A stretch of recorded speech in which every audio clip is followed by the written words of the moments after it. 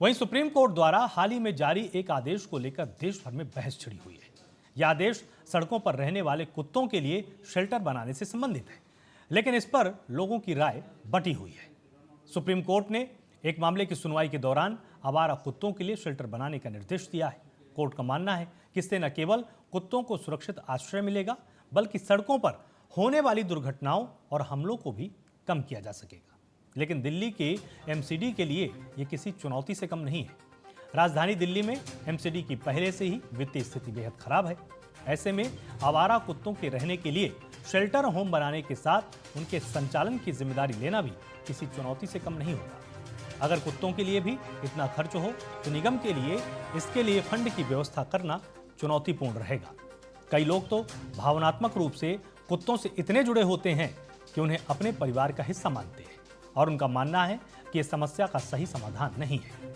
पशु अधिकार कार्यकर्ता और पूर्व केंद्रीय मंत्री मेनका गांधी ने भी इस आदेश का विरोध किया है। उन्होंने इस फैसले पर सवाल उठाते हुए कहा कि इस समस्या का सही समाधान बिल्कुल नहीं है।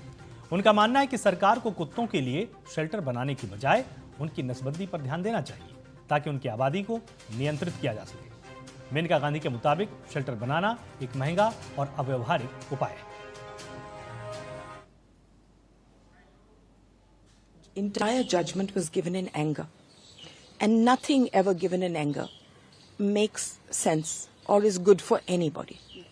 I appreciate the judge being concerned about the issue, but this is not the solution to it, because this will create, as I said, law and order. It har gali mein, the vans, when they go to pick up the dogs, they will be fighting on the street. How many people will the police?